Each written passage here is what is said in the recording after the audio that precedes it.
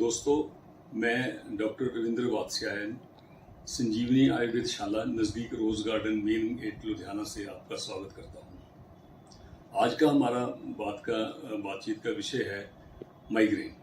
Migraine एक बहुशः पाया जाने वाला एक रोग है जो बाकी तरह के आम सिर दर्दों से बिल्कुल एक अलग किस्म का सिर दर्द होता है। और माइग्रेन एक अटैक की तरह उठने वाला दर्द है जो कुछ घंटों के लिए, कुछ मिनटों के लिए या कुछ दिन के लिए लगातार रह सकता है। तो जब भी माइग्रेन का अटैक किसी पेशेंट को होता है तो उसको पहले उसको एक ऑरा जिसे बोलते हैं, पहले उसको पूर्व रूप आते हैं कि उसको माइग्रेन का अटैक होने वाला है।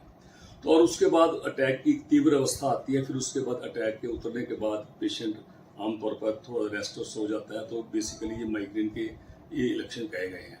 और माइग्रेन आंखों में, कनपटियों में और सिर के किसी और हिस्से में भी हो सकता है। इससे नेक भी स्टिफ हो जाता है और कान के पीछे तक दर्द इसके हो सकता है। और माइग्रेन के कई कारण कहे गए हैं, जैसा कि फिजिकल रीजन भी हो सकते हैं, इसके शारीरिक कारण, इसके आहार संबंधी जो आपके डाइटरी कारण भी इसके हो सकते हैं और इसके साइकोलॉजिकल कारण भी हो सकते हैं। लाइफस्टाइल रिलेटेड कारण भी इसके कई हो सकते हैं। जैसे लाइफस्टाइल रिलेटेड कारणों में किसी आपकी जो डेली शेड्यूल है उसमें कोई अंतर आ जाए, रात को लेट नाइट नींद आए, वो इसके बेसिकली जो लाइफस्टाइल रिलेटेड कारण होते हैं।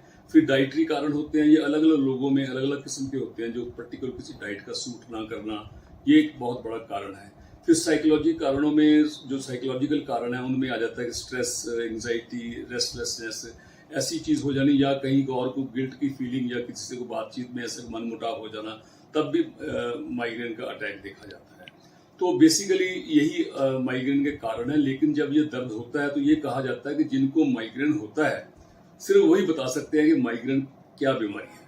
तो आयुर्वेद ग्रंथों में आज से हजारों साल पहले आचार्य माधव के लिखे हुए ग्रंथ माधव विधान में इसका विस्तृत वर्णन मिलता है और इसको अर्धाभेदक के नाम से कहा गया है।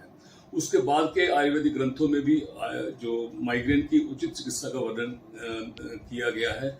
और आयुर्वेद के निर्दिष्ट सिद्धांतों का पालन करने से, प्रॉपर दिनचर्या का पालन करने से, डाइट और बाकी लाइफस्टाइल मॉडिफिकेशन करने से तथा दवाई का सेवन करने से माइग्रेन बिल्कुल ठीक हो जाता है।